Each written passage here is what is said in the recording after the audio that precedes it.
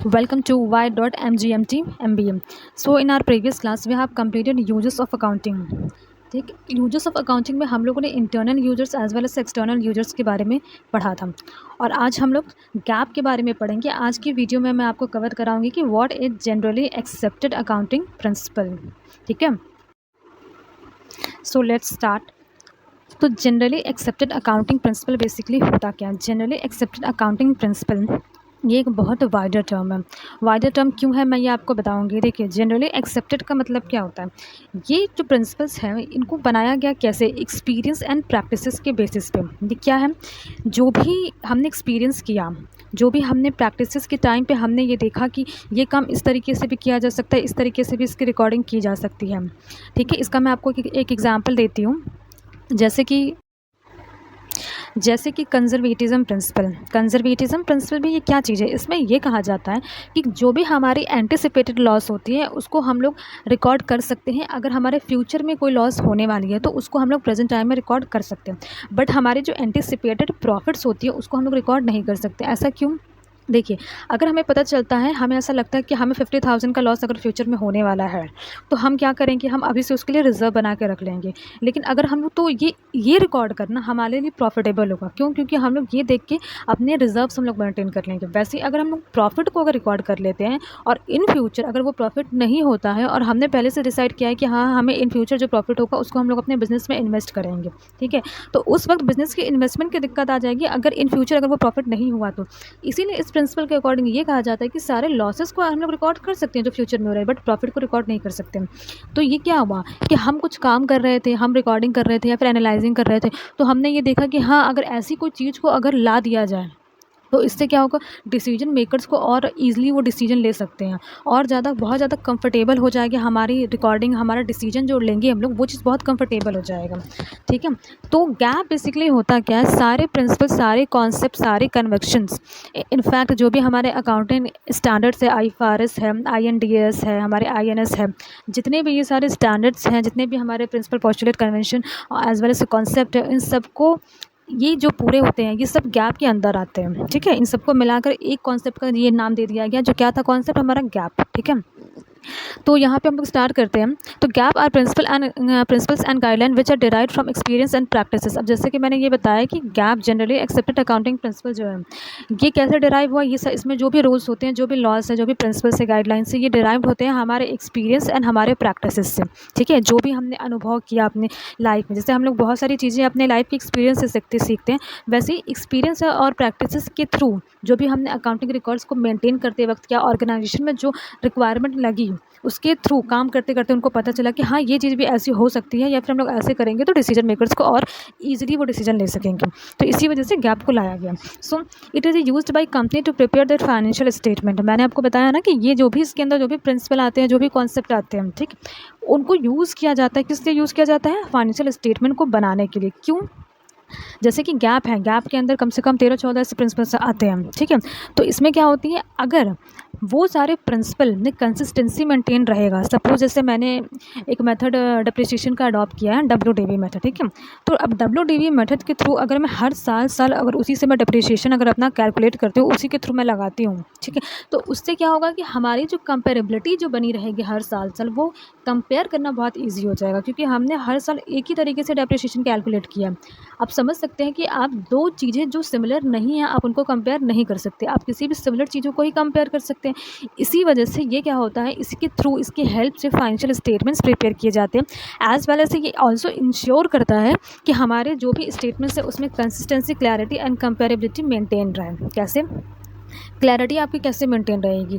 आपने हर साल एक ही फार्मूला, एक ही मेथड यूज़ किया है, ठीक है, तो उससे क्या रहेगा? पिक्चर बहुत क्लियर रहेगा, समझना बहुत आसान रहेगा कि एक साल के कंपैरेटिवली दूसरे साल में हमें कितना प्रॉफिट या कितना लॉस हुआ है। इसके साथ ही साथ हम ये भी समझ सकते हैं कि एक कंपनी के कंपेरेटिवली दूसरी कंपनी, हमारी जो कॉम्पिटिटर्स कंपनी है, उससे हम लोग हम प्रॉफिट हो रहा है या लॉस हो रहा है, ये चीज़ समझ सकते हैं। क्योंकि गैप के अंदर जो भी प्रिंसिपल्स होते हैं ये मोस्टली इंडियन कंपनीज इसको फॉलो करती है। ठीक, इससे क्या होता है कि जो लिखा है यहाँ पे, make it easier for investors, regulators and other stakeholder to analyze and compare financial performance. Investors होते हैं, जो रेगुलेटर्स होते हैं, एज वेल एज जो स्टेक होल्डर्स, मतलब जो भी हमारे डिसीजन मेकर्स होते हैं, जो यूजर्स होते हैं हमारे फाइनेंशियल रिकॉर्ड्स के, वो क्या होते हैं, ईजिली क्या कर सकते हैं, इन सारे फाइनेंशियल स्टेटमेंट को एनालाइज कर सकते हैं, एक दूसरे के साथ कंपेयर कर सकते हैं, फाइनेंशियल परफॉर्मेंस को जान सकते हैं कि हाँ हमें क्या डिसीजन लेना है। ठीक है, तो ये यहाँ पे क्या होता है कि ये ईजिली जो फाइनेंशियल स्टेटमेंट होता है, अगर एक ही प्रिंसिपल, एक ही कॉन्सेप्ट वगैरह लगा के अगर हम लोग बनाते हैं, तो ये इन सारी चीज़ों में, कंसिस्टेंसी में, क्लैरिटी में, कंपेरेबिलिटी में, इस सारी चीज़ों को वो क्या करते हैं, ईजी कर देते हैं।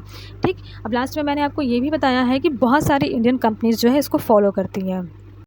यहाँ मैंने आपको ये चीज़ बताया था कि गैप क्या इंक्लूड करता है। गैप के अंदर जितने भी हमारे अकाउंटिंग स्टैंडर्ड्स रहते हैं, हमारे इंटरनेशनल अकाउंटिंग स्टैंडर्ड्स रहते हैं, हमारे इंडियन अकाउंटिंग स्टैंडर्ड्स रहते हैं। अब आप देख रहे हैं ना कि इंटरनेशनली भी इसको फॉलो किया जाता है, एज वेल एज इंडिया में भी इसको फॉलो किया जाता है। हमारे जो IFRS रहते हैं, इंटरनेशनल फाइनेंशियल रिपोर्टिंग स्टैंडर्ड्स, ये सारे क्या स्टैंडर्ड्स होते हैं, ये ऐसे स्टैंडर्ड्स होते हैं जो all over the world follow किया जाता है, मतलब कि भारत में भी किया जाएगा, बाहर में भी किया जाएगा। तो गैप की जो फॉलोइंग है, ये हर जगह की जाती है। क्यों की जाती है? जैसे कि वर्ल्ड में आप देख रहे हैं कि ग्लोबलाइजेशन है। अब ग्लोबलाइजेशन में क्या होता है कि इंटरनेशनल पार्टीज के साथ भी बिजनेस होता है। ठीक है, बाहर भी जाके लोग अपनी कंपनीज खोलते हैं, बाहर भी डीलिंग होता है, एक्सपोर्ट होता है, इंपोर्ट होता है। इससे अगर आप देखें तो अगर आपको अच्छी बेटर कंपेरेबिलिटी अगर बनानी है तो आपको चीज़ें सिमिलर रखनी पड़ेंगी। इसी वजह से गैप को लाया गया। ठीक है, लेट्स मूव फॉरवर्ड। तो यहाँ पे कुछ की प्रिंसिपल्स हैं गैप के, जो गैप इंक्लूड करता है अपने अंदर, कुछ ऐसे प्रिंसिपल्स हैं। तो सबसे पहले जो गैप है, जो जनरली एक्सेप्टेड अकाउंटिंग प्रिंसिपल कैसे होने चाहिए, कंसिस्टेंट होने चाहिए। कंसिस्टेंट का मतलब क्या हुआ, जैसा कि मैंने आपको बताया कि जब हम लोग डेप्रिसिएशन के लिए सपोज स्ट्रेट लाइन मेथड अगर हम लोग यूज़ करते हैं, तो हमें अपने मेथड पे कंसिस्टेंट रहना है। मतलब हर पीरियड टू पीरियड, हर एक फाइनेंशियल ईयर में हमें सेम मेथड ही अप्लाई करना है। क्यों? ताकि अच्छी कंपेरेबिलिटी बनी रहे और अच्छे से डिसीजन ले सकें। तो यहाँ पे कंसिस्टेंसी मेंटेन करना बहुत ज़रूरी होता है। रेलेवेंस का मतलब क्या, कि जो भी आप इन्फॉर्मेशन, फाइनेंशियल इन्फॉर्मेशन आप फाइनेंशियल रिकॉर्ड में रिकॉर्ड कर रहे हैं, वो सारे इन्फॉर्मेशन जो रेलिवेंट हैं, वो सारे इन्फॉर्मेशन रिकॉर्ड किए जाने ज़रूरी हैं। क्यों? क्योंकि किसी भी इन्फॉर्मेशन से जो हमारे इन्फॉर्मेशन रेलिवेंट है, उससे डिसीजन मेकर का डिसीजन चेंज होने के चांसेस होते हैं। इसी वजह से जितने भी इन्फॉर्मेशन रेलिवेंट है, उन सारे इन्फॉर्मेशन को रिकॉर्ड करना ज़रूरी होता है। थर्ड क्या है, रिलायबिलिटी। अब रिलायबिलिटी कैसे है कि देखिए, फाइनेंशियल इन्फॉर्मेशन क्या होने चाहिए, हमारे एक्यूरेट होने चाहिए। रिलायबल मतलब ट्रस्टेबल होने चाहिए, समझे, ट्रस्टेबल होने चाहिए। इसका मतलब ये कि जो भी आप फाइनेंशियल इन्फॉर्मेशन आप रिकॉर्ड कर रहे हैं, वो एकदम सही होने चाहिए। उसमें कोई भी किसी भी तरीके की कुछ भी उसमें मिलावट नहीं होनी चाहिए, गलत नहीं होनी चाहिए। क्यों? क्योंकि उन्हीं के बेसिस पे पूरा डिसीजन मेकर का एक डिसीजन डिपेंड करता है। इसीलिए फाइनेंशियल इन्फॉर्मेशन को मस्ट है कि वो पूरे तरीके से एक्यूरेट हो, और इसी के लिए इंटरनल ऑडिटिंग भी कराई जाती है हर कंपनी में। मतलब मैक्सिमम कंपनीज ऐसी होती है, ये मैं आपको अलग से बता रही हूँ कि इंटरनल ऑडिटिंग कराने का सबसे ज़्यादा मेन रीज़न ये होता है कि एक्सटर्नल ऑडिट जब होता है ना, तो उससे पहले क्या होता है कि इंटरनल ऑडिट करा के सारे इन्फॉर्मेशन को एक बार रीचेक कर लिया जाता है कि जो भी इन्फॉर्मेशन हमने रिकॉर्ड की है अपने रिकॉर्ड्स में, वो सही हो। क्यों? क्योंकि अगर कोई भी इन्फॉर्मेशन अगर गलत होती है, या फिर कोई भी किसी भी तरीके से मिसलीड करने की कोशिश कंपनी करती है, अगर ऑडिटर्स को अगर करी, मान लीजिए अगर उनसे एक तो होता है कि जानबूझ के उन्होंने किया, एक होता है बाय मिस्टेक हो गया, तो बहुत बड़ा ब्लेम उन पर लगता है, बहुत चार्जेस उन पर लगते हैं। इसी वजह से सारे जितने भी इन्फॉर्मेशन होते हैं उनको एक्यूरेटली रिकॉर्ड करना बहुत ज़रूरी होता है। वैसे ही लास्ट का मतलब फोर्थ पॉइंट अगर हम लोग देखें, कंपेरेबिलिटी है। तो कंपेरेबिलिटी में मैंने आपको बताया था कि अगर आप कंसिस्टेंसी अगर आप मेंटेन करके रखते हैं, तो कंपेरेबिलिटी बनाना बहुत आसान हो जाएगा। मतलब कंपेयर करना चीज़ों को बहुत आसान हो जाएगा। वैसे हम लोग फिफ्थ पॉइंट पे अगर देखें, तो फिफ्थ पॉइंट हमारा फुल डिस्क्लोजर है। अब फुल डिस्क्लोजर में क्या कहते हैं, फुल डिस्क्लोजर जितने भी रेलिवेंट इन्फॉर्मेशन होते हैं उनको पूरी तरीके से डिस्क्लोज करना। डिस्क्लोज का मतलब समझ रहे हैं ना, क्लोज का ऑपोजिट डिस्क्लोज होता है। ठीक है, तो उनको रिकॉर्ड करना अपने फाइनेंशियल स्टेटमेंट में मस्ट होता है। फाइनेंशियल स्टेटमेंट्स में मस्ट है कि आपके जितने भी रेलिवेंट इन्फॉर्मेशन है, सारे इन्फॉर्मेशन को आप रिकॉर्ड करो। तो यहाँ पर मैंने आपको पूरा गैप कवर करा दिया है। जनरली एक्सेप्टेड अकाउंटिंग प्रिंसिपल के बारे में मैंने आपको बता दिया है कि ये क्यों आया, इसके अंदर क्या चीज़ था, क्या प्रिंसिपल है, क्या गाइडलाइंस है। अब इसके जो भी अकाउंटिंग प्रिंसिपल, अकाउंटिंग कॉन्सेप्ट, कन्वेक्शंस जो भी होते हैं, इसको मैं इसको आपको आगे वाली वीडियोस में आपको कवर कराऊंगी। ठीक, देखिए ये जो पीपीटी है, ये मैं खुद अपने हाथों से बनाती हूँ, इसमें बहुत मेहनत लगती है। मैंने किसी तरीके का AI का यहाँ पे यूज़ नहीं किया है। ठीक, तो please support me, please like, share and subscribe. और किसी भी तरीके की कोई प्रॉब्लम भी अगर आपको आ रही है, कोई दिक्कत अगर आ रही है, तो आप उसको कमेंट सेक्शन में मेंशन कर सकते हैं। ठीक है, thank you for your valuable time and please like, share and subscribe. Thank you.